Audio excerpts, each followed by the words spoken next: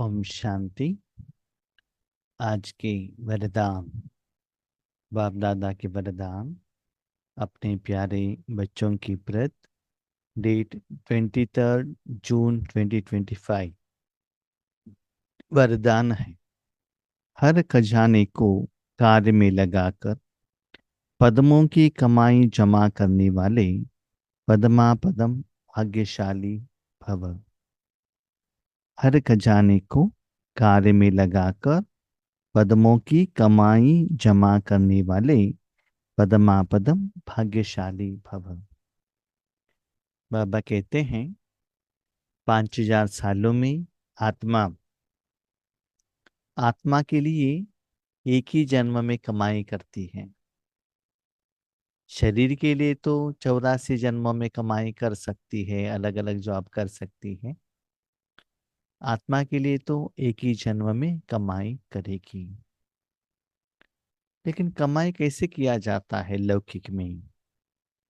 एक तो बिजनेस करो, ये तो सैलरी ले लो, नहीं तो इंटरेस्ट ले लो, नहीं तो कहाँ भी इन्वेस्टमेंट करो। इसे अलग अलग रूप में कमाई किया जाता है। और जो स्थूल कमाई है शरीर रूपी साधन के लिए चाहिए। 5000 साल में आत्मा भी तो है ना, आत्मा के लिए भी तो कमाई चाहिए। तो वर्तमान समय में आप ड्रामा के अनुसार पद्मों का कमाई कर सकते हैं। 1 सेकंड में एक कदम माना, एक जो नंबर 1 नंबर है ना, उसके आगे 15 जीरो लगाएंगे तो जितना वैल्यू आता है 15 जीरोस लगाने के बाद जो वैल्यू आता है उसको कहते हैं एक पदम, एक पदम। तो बाबा ने कहा 1 सेकंड में पद्मों पद्मों का कमाई कर सकते। कैसी? Drama based on Karma philosophy. अपने आप तो कुछ भी नहीं आता है ना। तो बाबा कहते वो भी भाग्य है। ऐसे की समझ लो, 10 रुपए लगाया, 1 करोड़ रुपए का लॉटरी लग गया, वो भाग्य है ना।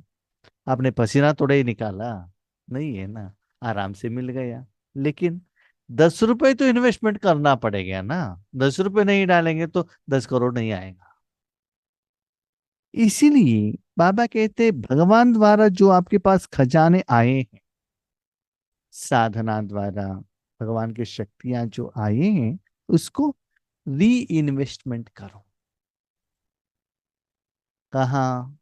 जो बाबा द्वारा शांति, सुख, आनंद, प्यार। देखो, कोई भी इन्वेस्टमेंट कहाँ करता है? जहाँ बिजनेस है वहां तो इन्वेस्टमेंट करता है। जहाँ बिजनेस नहीं है वहां क्यों इन्वेस्टमेंट करेगा बताओ? आज आप जानते हैं सारी दुनिया में शांति, सुख, आनंद, प्यार के लिए बहुत डिमांड है, फुल डिमांड है ना। तो कहाँ से लाना है, कैसे लाना है, आप जानते हो। साथ में आपके पास भी बहुत कुछ है कि नहीं? बाबा के बच्चे बनने के बाद आपके पास कब रहेगा? कमाई ज्यादा खर्चा कम है तो आपके पास स्टॉक रहेगा, और कमाई कम खर्चा ज्यादा है तो आप ही माइनस में रहे।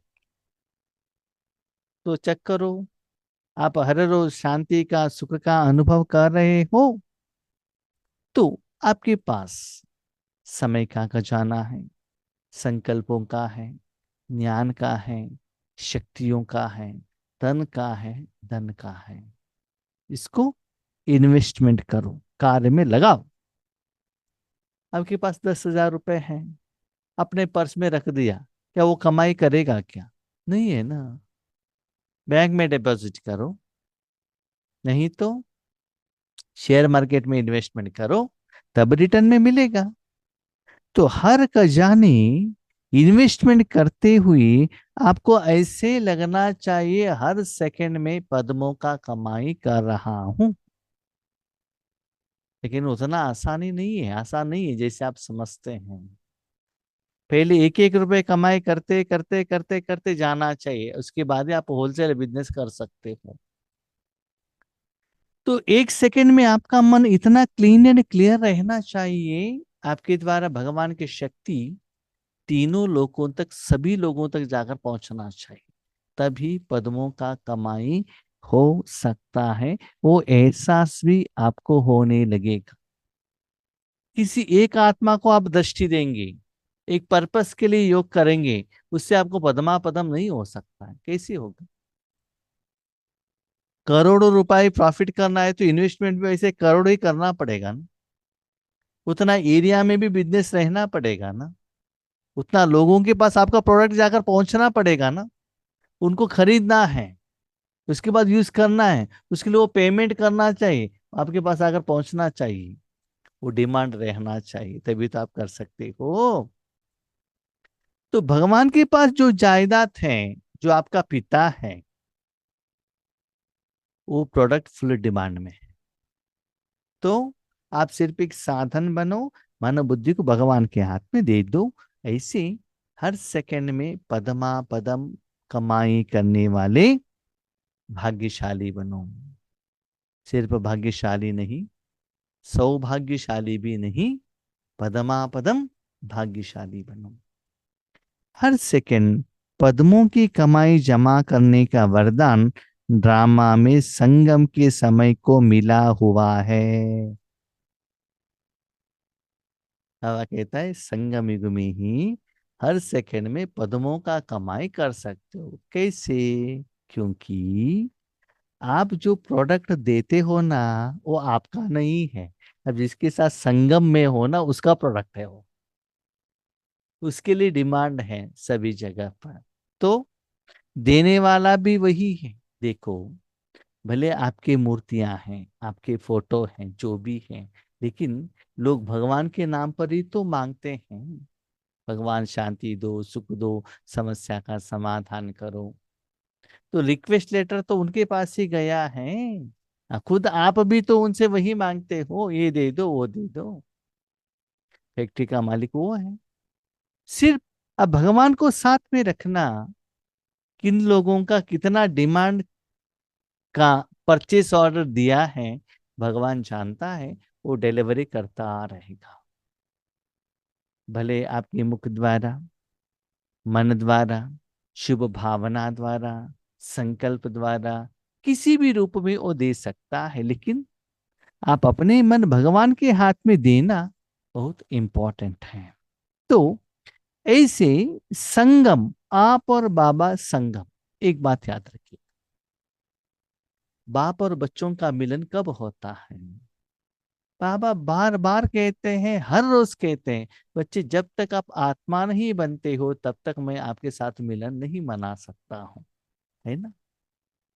दूध और पानी, पानी क्लीन रहेगा तो दूध और पानी दोनों मिल सकता है। पानी में थोड़ा सा भी इमली है तो क्या होगा? दूध फट जाएगा ना।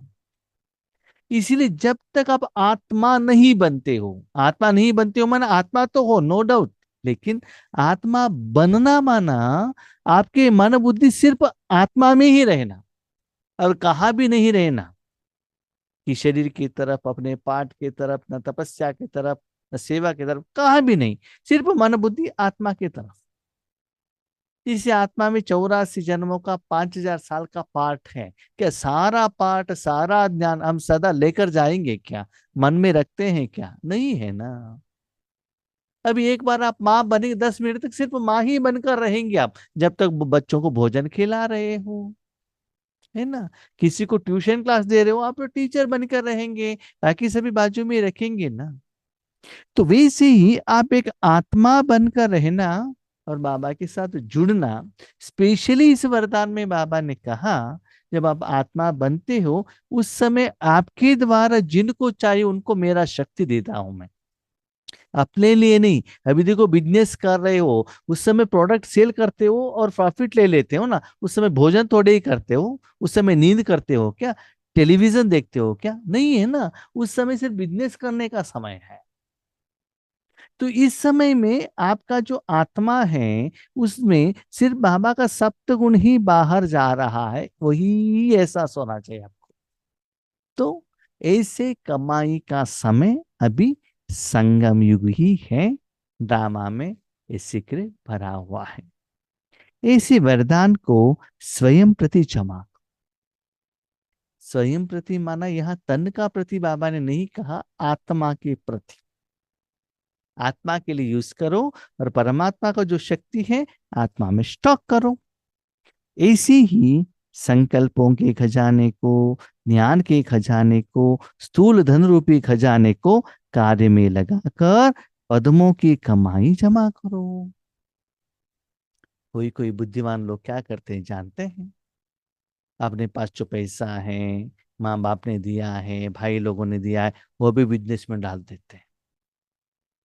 अपने पास जो गहने हैं ना, उसको भी, गहनों को भी कहाँ बैंक में रखते हैं, उससे पैसा ले लेते हैं, उसको भी बिजनेस में इन्वेस्टमेंट करते हैं। कभी कभी क्या होता है ना, थोड़े लोग ऐसे होते हैं कि अपने नौकर के ऊपर भरोसा नहीं रहता है, खुद ऑफिस में जाते रहते हैं, बिजनेस में जाते रहते हैं और कैश काउंटर में खुद बढ़ जाते हैं, माना तन का यूज। ऐसे आप तन, मन, धन, समय, संकल्प, कभी कभी बिजनेस में प्रॉफिट आता है, आज प्रॉफिट आ गया 10,000, उस 10,000 को भी क्या करते, दोबारा और बिजनेस में इन्वेस्टमेंट करते हैं। क्यों? पद्मों का कमाई हो रहा है ना। तो ऐसे इन्वेस्टमेंट करते चलना, भाग्य लेते चलना, तब देखो आपका अकाउंट कितना फास्ट में सेटलमेंट होता है। ना हम ज्यादा कमाई करते हैं, ना री इन्वेस्टमेंट करते हैं, इसलिए वो फास्ट ग्रो नहीं होता है। ये जो लैंग्वेज है ना, कॉमर्स स्टूडेंट्स लोगों को, बिजनेस लोगों को पता चलता है ये बाबा क्या कह रहे हैं, जो ऑलरेडी बिजनेस कर रहे हैं। इसीलिए बाबा कहते हैं यहाँ स्थूल में कुछ भी नहीं चलेगा, सिर्फ मन से चलता रहेगा। सब कुछ मैं करता हूँ, सिर्फ मेरे साथ में, संगम में रूप में मेरे साथ में रहना, और मेरा प्रोडक्ट आपके द्वारा जा रहा है कि नहीं वो एहसास करना। और हर सेकंड में जितना जमा करता हूँ उतना आपका स्थिति बढ़ता है, अनुभव बहुत अच्छा गहराई में होने लगता है। इसीलिए स्थूल सब कुछ क्या करो, इन्वेस्टमेंट करो। थोड़े लोग ऐसे भी रहते हैं, अपना पास जो प्रॉपर्टीज है वो भी लेकर जाके बैंक में रखकर उससे भी पैसा लेकर आके उसको भी क्या करते हैं, विदेश में डिपॉजिट कर देते हैं, क्योंकि प्रॉफिट हो रहा है ना। तो ऐसे ही बाबा ने कहा, ज्ञान, संकल्प, शक्तियां, स्थूल धन भी इन्वेस्टमेंट करो। स्थूल धन रूपी खजाने को कार्य में लगाकर पद्मों की कमाई जमा करो, क्योंकि इस समय स्थूल धन भी ईश्वर अर्थ समर्पण करने से एक नया पैसा एक रत्न समान वैल्यू का हो जाता है। हम क्या करते हैं, स्थूल धन को लेकर जाके किसी को ज्यादा इंटरेस्ट में देते हैं करके उनके हाथ में दे देते हैं, नहीं तो कहाँ भी प्राइवेट फाइनेंस में लगा देते हैं, है ना। हाँ, बाबा ये भी कहता है, बच्चे जब तक शरीर है तब तक आपको पैसा तो चाहिए ना। हाँ चाहिए। सारा पैसे हम बाबा के भंडारा में लगा देंगे तो भविष्य में क्या करेंगे, कुछ खर्चा है तो चाहे तो क्या करना है उस समय, उस समय क्या करे बाबा। हम बाबा को कहेंगे, बाबा एक काम करो ना, जब हम शरीर त्याग करते हैं ना, एक हफ्ते पहले पहले हमको इंडिकेशन दे दीजिएगा कि एक हफ्ते के बाद अब शरीर त्याग कर रहे हो, तब हम क्या कर सकते हैं, सब कुछ आपके हवाले कर देंगे। तो बाबा कहते हैं, बच्चे देखो, भले आपके नाम पर हो, आपके नाम पर धन हो, लेकिन ऐसे संकल्प करना, बाबा ये धन मेरा नहीं है, ये धन मेरा नहीं है, ये धन आपका है। भले मैं इस तन में हूं या इस तन में जाने के बाद इस धन को कैसे यूज करना है आप जानो, मैं नहीं जानता हूं। भले नाम मेरा है लेकिन धन आपका है। ऐसे संकल्प करके मन से समर्पण हो जाओ, उस धन को कैसे यूज करना है, कहाँ यूज करना है बाबा जानता है। और जहां ईश्वरी सेवा का जरूरत होता है वहां धन को इन्वेस्टमेंट करते चलना। बिल्डिंग बनाने के लिए और इसके लिए जरूरत नहीं है, ईश्वरी सेवा में लगा देना। उसके लिए एक एक रुपए भी बाबा कहता है, एक 1 रुपी जो इन्वेस्टमेंट करते हो, बाबा कहते हैं सत्युग में एक गोल्डन ईंट के रूप में दे दूंगा मैं रिटर्न।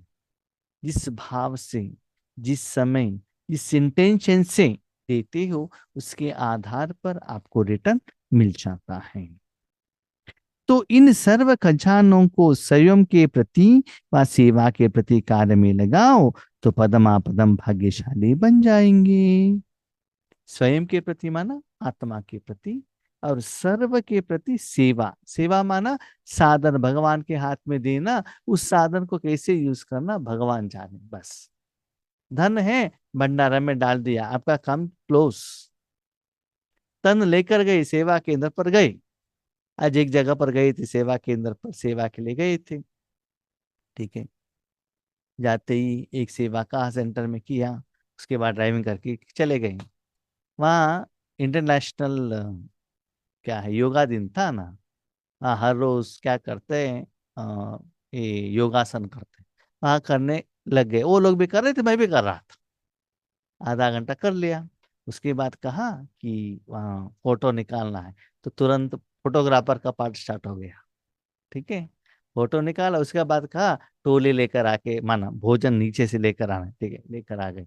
उसके बाद भोजन खाओ, खा लिया। माना जो भी सेवा मिलता है ओके, चुपचाप करते रहना, खुशी से आराम से करते रहना, है ना। अभी बाबा ज्ञान सुना रहे हैं, मस्ती से स्टूडेंट बनकर ज्ञान सुनते रहना। तो किसी में भी इन्वेस्टमेंट करते रहना, तन से मन से इन्वेस्टमेंट करते रहना, और पद्मों पद्मों का कमाई करते रहना। तो यज्ञ में समय देना, ये बाबा कह रहे हैं। स्लोगन, जहां दिल का स्नेह है वहां सबका सहयोग सहज प्राप्त होता है। कोई कोई कहते हैं हमको सेवा करने का मन है लेकिन हमको सहयोग नहीं मिल रहा है। कभी कभी सेवा करने का मन रहता है, शरीर सपोर्ट नहीं करता है, धन नहीं मिलता है, साथी लोग सहयोग नहीं देते हैं, परमात्मा भी सहयोग नहीं देता है। तो कारण क्या है? बाबा कहते हैं सेवा करने का मन है लेकिन दिल का स्नेह नहीं है। दिल का स्नेह क्या है? हाँ, दिल का स्नेह ये है, बाबा कहता है बच्चे देखो, जब आपको जरूरत है आप मेरे पास आते हो, बाबा हेल्प करो करके। जब मुझे जरूरत होता है तब मैं आपको बुलाता हूं, तब बहुत सारे लंबे लिस्ट देते हो रीजन का। इसको दिल का स्नेह नहीं कहा जाता। दिल का स्नेह इसको कहा जाता है जब आपके फ्रेंड को जरूरत है तब वो आपको बुलाना नहीं चाहिए, आप वहां जाकर उनको हेल्प करना चाहिए। Friend in need is friend in deed. हम जानते हैं वर्तमान समय में मेरा जो जिगरी फ्रेंड है बाबा, उनको मेरा तन मन का बहुत जरूरत है अभी। तो उसके लिए हमको तन मन देना है ना। उसके बदले मुझे हेल्प करो, मुझे हेल्प करो, वो रहा है उसके बीच में जाके मुझे हेल्प करो करो, उनके काम के लिए और डिस्टर्ब करते हैं। क्या आप उनका फ्रेंड हो क्या? तो चेक कीजिएगा। जो दिल का स्नेह नहीं है, माना मतलब का स्नेह है, दिखावा का स्नेह है। समस्या है तो आपको अमृत वेले योग उठने को हो जाता है, समस्या नहीं है तो बहुत अच्छा नींद भी आ जाता है। इसको दिल का स्नेह कहते हैं क्या? दिल का स्नेह क्या है? जिनसे भी आप रहते हो उनको जब जरूरत होता है उस समय उनको हेल्प करो। सब लोग अच्छे हैं उस समय उनके साथ आप भी पार्टी में गए, भोजन खाया, दैट इज नॉट दिल का स्नेह। फ्रेंड माना क्या है? जिनको जिस समय जिस शक्ति का सख्त जरूरत रहता है। देखो, अमृत वेले में अपने तन मन भगवान के हाथ में दे देना, सारा दिन भगवान आपको अपना समय दे देगा। हम क्या करते हैं, अपना पर्सनल लिस्ट भगवान के पास लेकर जाते हैं, और हम ये नहीं कहते मन आपके हाथ में दिया, आपको जो चाहिए करो। तन तेरा, मन तेरा, धन तेरा, जीवन तेरा, सब कुछ तेरा, मेरा तो कुछ है ही नहीं। आप यूज करो, आपका मर्जी है, इसके बदले मुझे कुछ भी नहीं चाहिए। जैसे बाबा कहता है ना, बच्चे सब यूज करो, मैंने ताला दे दिया है, मुझे कुछ नहीं चाहिए, आप भी ऐसा ही करो। बाबा सब कुछ ले लो, मुझे कुछ भी नहीं चाहिए। हाँ, सब कुछ ले लो करके कहकर नींद नहीं करना है, बाबा यूज कर रहा है ये एहसास होना चाहिए। तो ऐसी आत्माओं को सभी जगह से सहयोग मिलेगा, पंच तत्वों से, मनुष्य आत्माओं से, ब्राह्मण परिवार से, फिजिकल हेल्थ से धन के रूप में, भोजन के रूप में, साधन के रूप में, हर जगह से दुआओं के रूप में, लौकिक रूप से सभी जगह से उनको क्या मिलेगा? सहयोग मिलेगा। इसलिए आपके साथ जो भी लोग रहते हैं उनको समान रूप में देखना, फ्रेंड के रूप में देखना, उनको कभी भी नीचे के रूप में नहीं देखना। तो जितना बाबा के साथ दिल का स्नेह रखते हो, फ्रेंड के रूप में रखते हो, उतना सभी जगह से सहयोग देने का जिम्मेदारी बाप दादा का है। करके तो देख लीजिएगा।